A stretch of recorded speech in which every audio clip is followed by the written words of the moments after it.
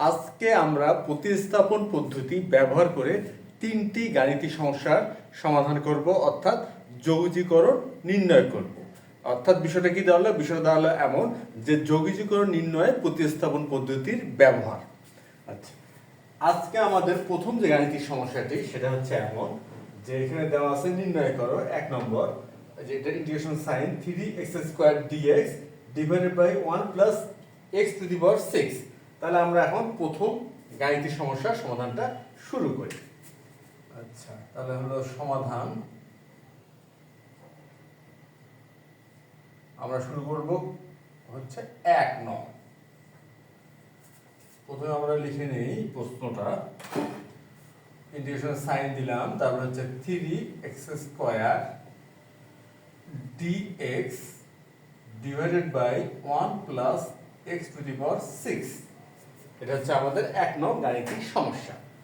আচ্ছা, এখন আমরা এই যে এটা আমরা কি করব, যৌগীকরণ নির্ণয় করব। তাহলে প্রথমে আমরা কি করব, একটা ফরম্যাট আনার চেষ্টা করব, তারপরে আমরা প্রতিস্থাপন পদ্ধতি ব্যবহার করব। আচ্ছা, ফরম্যাটটা প্রথমে আমরা আনার চেষ্টা করি। 3x² dx divided by 1 plus x to the power 3, এখানে একটা আমরা স্কয়ার দিলাম, অর্থাৎ এখানে কিউব স্কয়ার, তাহলে হলো 6। এখন কথা হচ্ছে আমরা আসলে কোন ফরম্যাটটা এখানে দাঁড় করাতে যাচ্ছি, এই বিষয়টা আমাদের বোঝা দরকার যে আসলে এখানে আমরা কোন ফরম্যাটটা আনার চেষ্টা করতেছি। আমাদের হয়তো মনে আছে যে tan ইনভার্স x এর tan ইনভার্স x এর ডিফারেন্সিয়েশন কি হয়? আমরা জানি যে tan ইনভার্স x এর ডিফারেন্সিয়েশন হয় হচ্ছে 1/1 প্লাস x²। এটা হচ্ছে tan ইনভার্স x এর ডিফারেন্সিয়েশন। সুতরাং আমরা যদি প্রতি অন্তরজের ধারণা ব্যবহার করি, কেননা ইন্টিগ্রেশন মূলত হচ্ছে প্রতি অন্তরজের ধারণা, তাহলে প্রতি অন্তরজের ধারণা ব্যবহার করলে আমরা এখানে বলতে পারি যে 1/1 প্লাস x² এর ইন্টিগ্রেশন কি হবে? tan inverse x। আচ্ছা, তাহলে বিষয়টা কি যে 1/1 প্লাস x² dx এর এটা হচ্ছে ইন্টিগ্রেশন হবে tan ইনভার্স x হচ্ছে প্লাস c হচ্ছে একটা ইন্টিগ্রেশন ধরব। তাহলে প্রতি অন্তরজের ধারণা ব্যবহার করে কিন্তু আমরা এটা পেলাম যে 1/1 প্লাস x² এর ইন্টিগ্রেশন হলো tan ইনভার্স x। এখন আমরা যে কাজটি করব যে 1/1 প্লাস x² এই ফরম্যাটটি আমরা এই ক্ষেত্রে নিয়ে আসার চেষ্টা করব। আমরা খেয়াল করে দেখি যে 1/1 প্লাস x² আর এখানে আছে 3x² divided by 1 plus x to the power 6, অর্থাৎ কিছুটা মিল দেখা যাচ্ছে কিন্তু পুরোপুরি মিল নাই। এই জন্য আমরা কি করব, এই ফরম্যাটটা এখানে আনার চেষ্টা করব। আর এই ফরম্যাটটা নিয়ে আসতে পারলে আমরা প্রতি অন্তরজের ধারণা ব্যবহার করার মাধ্যমে এটা ইন্টিগ্রেশনটা খুব সহজে নির্ণয় করতে পারবো। সুতরাং আমরা যে কাজটি এখন করব, যে মনে করি আমরা প্রতিস্থাপনে চলে গেলাম। মনে করি x টু দি পাওয়ার 3 সমান সমান হলো z। আমরা ধরে নিলাম যে x³ সমান সমান হলো z। এখন কথা হচ্ছে এখানে ছিল চলক হলো x, নিয়ে আসলাম z। সুতরাং আমরা এই যে dx কেও প্রতিস্থাপন করতে হবে, যেহেতু আমরা চলক পরিবর্তন করলাম বা চলককে প্রতিস্থাপিত করলাম z দ্বারা, সুতরাং dx কেও প্রতিস্থাপিত করতে হবে। তাহলে dx কে আমরা কি দ্বারা প্রতিস্থাপিত করব সেটা নির্ণয় করার জন্য আমরা কি করব, উভয় পক্ষকে ডিফারেন্সিয়েশন করব। তা সুতরাং আমরা উভয় পক্ষের ডিফারেন্সিয়েশন করি। ddx x³ ইকুয়াল হচ্ছে ddx, এটা হচ্ছে z। এখন x³ by x to the power 3 differentiation কি হয়? আমরা জানি যে x to the power n এর ডিফারেন্সিয়েশন হয় n into x to the power n minus 1। x to the power n এর ডিফারেন্সিয়েশন কি হয়? n into x to the power n minus 1। সুতরাং এই ডিফারেন্সিয়েশনের ধারণাটি বা ফরম্যাটটি আমরা এখানে ব্যবহার করতে পারি। আমরা তাহলে পাবো 3x² কেননা n মানে এখানে 3 আর n - 1 মানে হচ্ছে 2, তাহলে 3x² ইকুয়াল হচ্ছে এখানে আমরা পাচ্ছি dz dx। তাহলে অতএব 3x² dx টা এখানে চলে আসলো, তাহলে dx 3x² dx সমান হচ্ছে dz। তাহলে আমরা এই dx কে প্রতিস্থাপন করতে পারলাম, অর্থাৎ dx কে সাথে হলো 3x², তাহলে 3x² dx এর স্থলে আমরা লিখতে পারবো dz, আর এখানে x কিউবের স্থলে লিখবো আমরা z। আচ্ছা,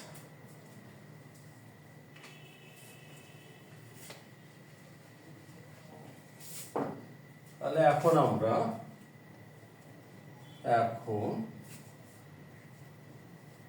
এখানে 3x² dx divided by 1 plus x cube তার হচ্ছে স্কয়ার। এখন আমরা কি করব, প্রতিস্থাপন করি। প্রতিস্থাপন করলে আমরা যেটা পাচ্ছি 3x² dx, এই 3x² dx এর স্থলে আমরা কি লিখব, dz লিখব। তাহলে এখানে আসলো dz, আর 1 তো 1ই থাকলো, আর x কিউবের স্থলে আমরা কি লিখব, z। তাহলে সুতরাং হচ্ছে z²। আমাদের কিন্তু ফরম্যাটটা চলে আসছে 1/1 প্লাস z²। সুতরাং এই ক্ষেত্রে আমরা যদি প্রতি অন্তর্জের ধারণা ব্যবহার করি তাহলে এটা ইন্টিগ্রেশন কি হবে, tan inverse z plus c। আচ্ছা, তাহলে আমরা এখানে পাচ্ছি tan inverse z plus c। এখন z সমান কি লেখা যায়, x কিউব সমান z ধরছি, সুতরাং z সমান লেখা যাবে x কিউব। তো সুতরাং এখানে হবে tan ইনভার্স x কিউব, একটা ব্র্যাকেট ব্যবহার করে বোঝার সুবিধার জন্য প্লাস c। তাই tan inverse x cube plus c, আমাদের কিন্তু ইন্টিগ্রেশনটা হয়ে গেল।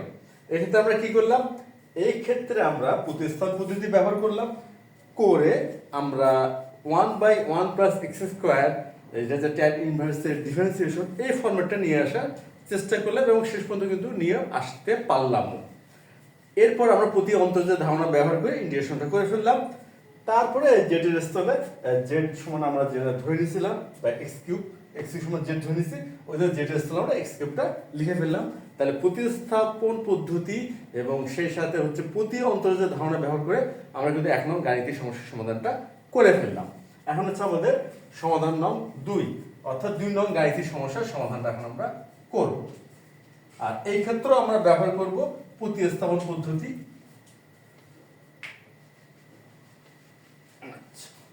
এখন হলো আমাদের 2 নং গাণিতিক সমস্যার সমাধান। এখন 2 নং এ দেওয়া আছে কি, ইন্টিগ্রেশনের সাইন, তাহলে হচ্ছে d theta divided by 1 plus 3 cos square theta. আচ্ছা, এখানে আমরা কি করব, এই 1 আমরা জানি যে sin square theta plus cos square theta সমান সমান 1 হয়। এটা হচ্ছে একটা ত্রিভুমিতিক অভেদ বা সূত্র, sin square theta plus cos square theta সমান সমান 1 হয়। যেহেতু sin square theta plus cos square theta সমান 1 হয়, সুতরাং আমরা অবশ্যই 1 সমান সমান লিখতে পারবো sin square theta plus cos square theta. সুতরাং আমরা এখানে 1 এর স্থলে আমরা লিখব sin square theta plus cos square theta. এখানে লবে দ্বিতীয়টা লিখলাম, 1 এর স্থলে আমরা কি লিখলাম, sin square theta plus cos square theta, আর এখানে তো 3 cos স্কয়ার থিটা আছে, তারপরে আমরা লিখলাম। এরপর আমরা যোগ করি, এই যে cos square theta plus 3 cos square theta, তাহলে এখানে কি হচ্ছে 4 cos square theta. Integration of sin d theta, এটা হচ্ছে sin square theta plus 4 cos square theta. এখন আমরা কি করব, আচ্ছা মানে এরপর আমরা কি করব, এটা হলো আমাদের এখন কথা, যে এরপর আমরা কি করব।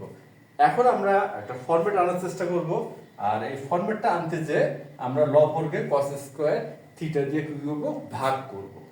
cos স্কয়ার থিটা দিয়ে কি করব, ভাগ করব। আর আমাদের এই ক্ষেত্রে ফরম্যাটটা কি হবে, এই ফরম্যাটটা আনার চেষ্টা করতে পারি আমরা, এটা dx divided by a square plus x square হচ্ছে equal 1/a tan inverse x by a plus c। অর্থাৎ আমরা জানি যে dx divided a square plus x square, এই যে ফরম্যাটটি, এই ফরম্যাটটির ইন্টিগ্রেশন কি হয় 1/a tan inverse x by a plus c। এখন আমরা এই যে a square plus s square, এখানে আমরা জানি a মানে কি, a মানে হলো ধ্রুবক, a মানে হলো ধ্রুবক স্কয়ার। আমরা এই ফরম্যাটটা এখানে নিয়ে আসার চেষ্টা করব। এই জন্য আমরা কি করব, লব এবং হরকে cos স্কয়ার থিটা দিয়ে করব ভাগ।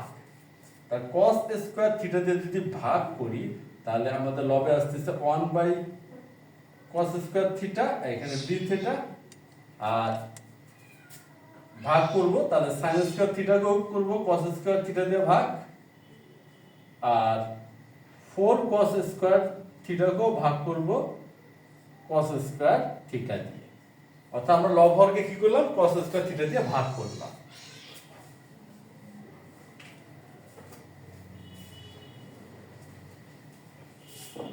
তাহলে আমরা পাচ্ছি লবে পাবো কি sec স্কয়ার থিটা, এখানে হলো sec স্কয়ার থিটা, আর হচ্ছে d থিটা ডিভাইডেড বাই, এখানে হচ্ছে sin স্কয়ার থিটা আর divide by cos square theta, তাহলে হবে tan স্কয়ার থিটা, এখানে হবে tan স্কয়ার থিটা, আর প্লাস cos স্কয়ার থিটাকে cos স্কয়ার থিটা দিয়ে ভাগ করলে হচ্ছে কি 4, তাহলে এখানে হচ্ছে 4।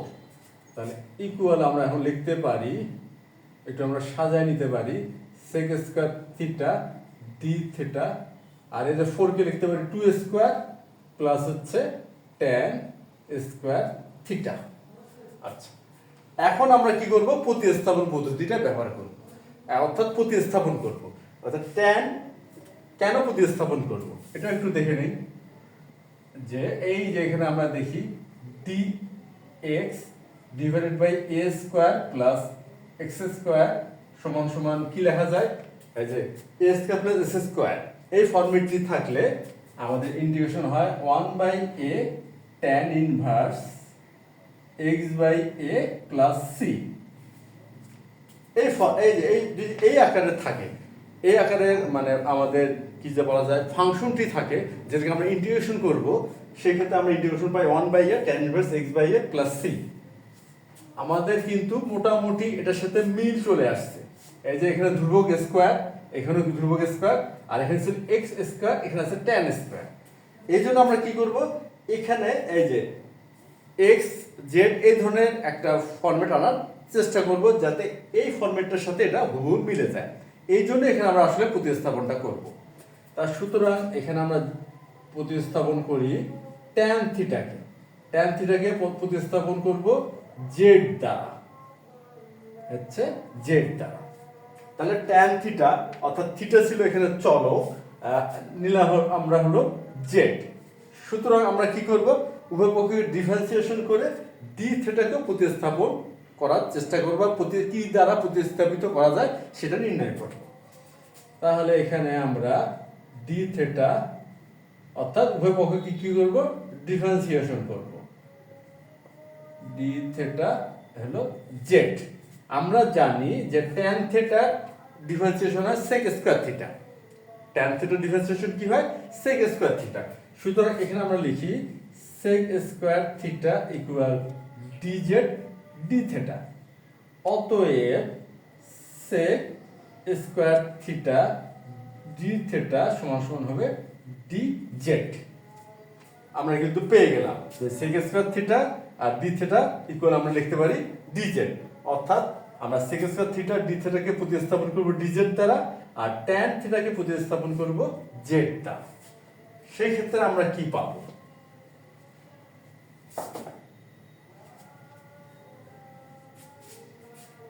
এখন আমাদের অবস্থাটা ছিল এরকম, এই যে sec স্কয়ার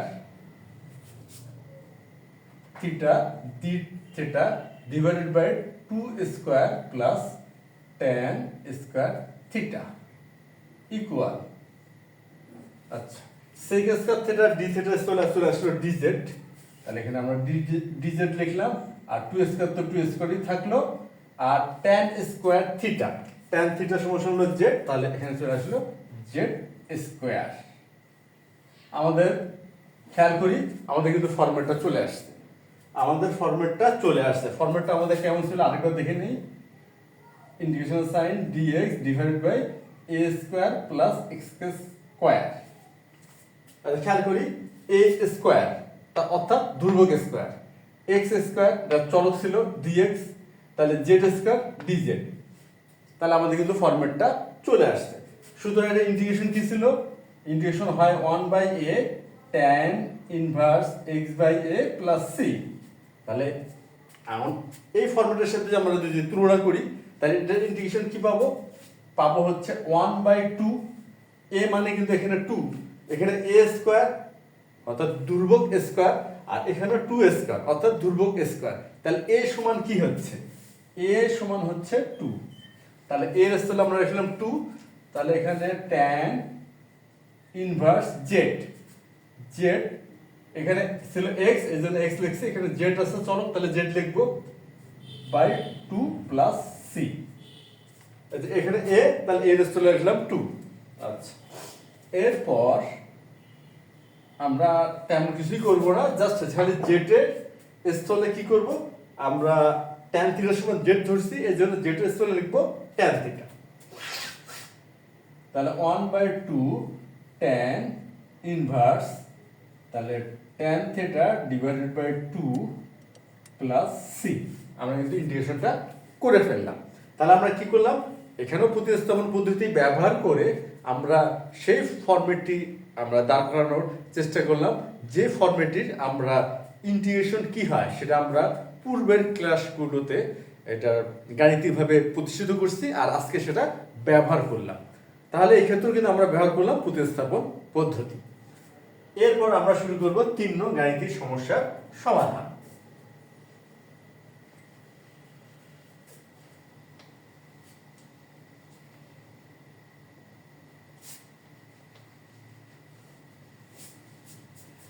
আচ্ছা, এখন হচ্ছে সমাধান নং 3।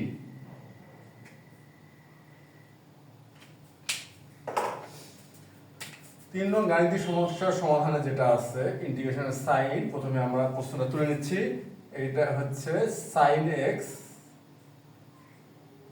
dx divided by root over 5 minus cos square x। এটা হচ্ছে সরি d থিটা হবে না, এখানে dx হবে, যেহেতু এখানে চলক হলো x সুতরাং হবে আসলে dx।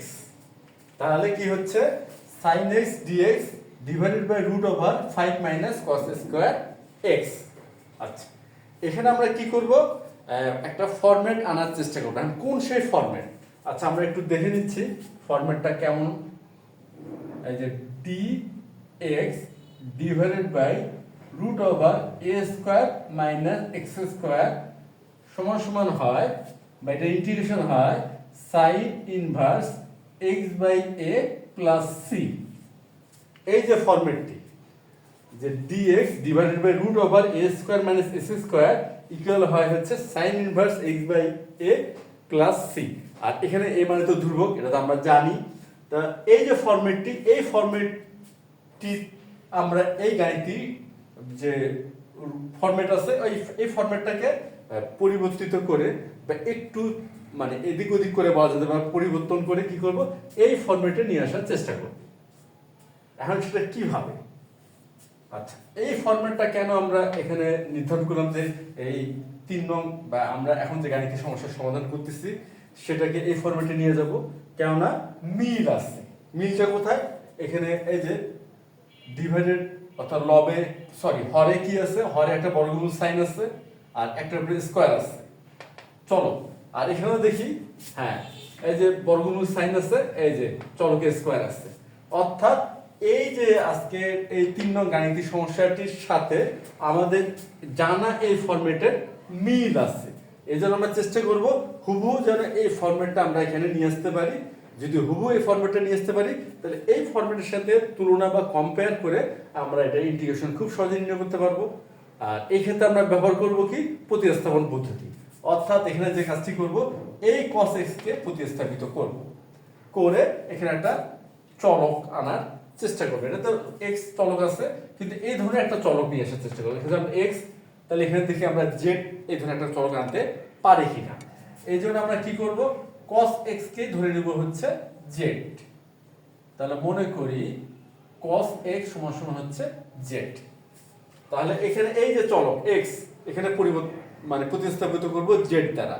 এই জন্য আমরা কি করব, উভয় পক্ষকে ডিফারেন্সিয়েশন করব। এই জন্য করব যে dx কে তাহলে তো প্রতিস্থাপিত আমাদের করতে হবে। তাহলে এখানে আমরা ডিফারেন্সিয়েশন করি cos x ddx, তাহলে ddx হচ্ছে z।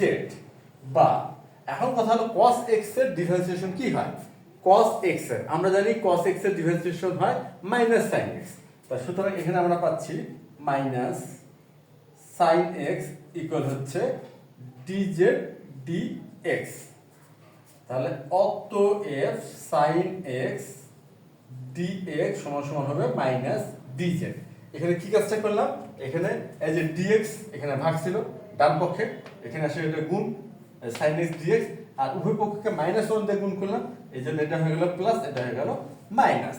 সুতরাং sin x dx এর স্থলে আমরা লিখতে পারি এখন -dz, আর cos x সমান তো আমরা z ধরে নিচ্ছি। তা সুতরাং এখন আমরা প্রতিস্থাপনের কাজটা করে ফেলি। তাহলে এখন integration sin x dx divided by √5 minus cos square x equal, আর sin x dx এর স্থলে আমরা লিখব -dz। আচ্ছা, এখানে -dz লিখলাম আর রুট দিলাম। আর এখন আমরা কি এই ফর্মেটে আনার চেষ্টা করব, √a² - s²। তাহলে a² অর্থাৎ ধ্রুবক স্কয়ার, এখানে আছে 5, তাহলে আমরা কি করব, √5 দিয়ে স্কয়ার দিব। এই যে ধ্রুবক স্কয়ার আমরা কিন্তু পেয়ে গেলাম, এটা হচ্ছে a² অর্থাৎ ধ্রুবক স্কয়ার। তারপরে এই cos x সমান ধরছি z, তাহলে এখানে আসলো -z²। আমাদের কিন্তু ফরম্যাটটা চলে আসলো। ফরম্যাটটা চলে, এই মাইনাস সাইন বাদে কিন্তু ফরম্যাটটা চলে আসছে। আর মাইনাস সাইনকে ম্যানেজ করে আমরা সামনে একটা মাইনাস সাইন দিয়ে রাখবো, তাহলে মাইনাস সাইনটা ম্যানেজ হবে এখানে। আর এই যে ফরম্যাটটা কিন্তু আমাদের চলে আসছে। আচ্ছা, আমরা লিখেই ফেলি dz √5² - z²। আমাদের কিন্তু এখন ফরম্যাটটা চলে আসছে, এটা a² - s² এই ফরম্যাটটা চলে আসছে।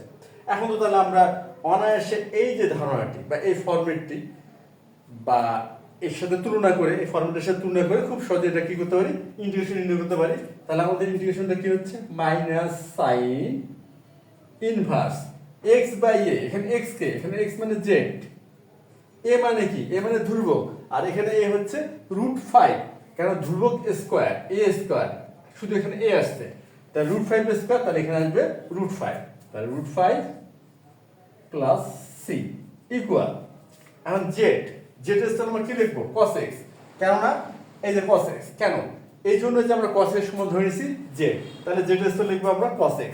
সুতরাং আমরা পাচ্ছি sin ইনভার্স, এটা হচ্ছে cos x ডিভাইডেড বাই √5, বোঝার সুবিধার জন্য আমরা একটা ব্র্যাকেট ব্যবহার করলাম, প্লাস c।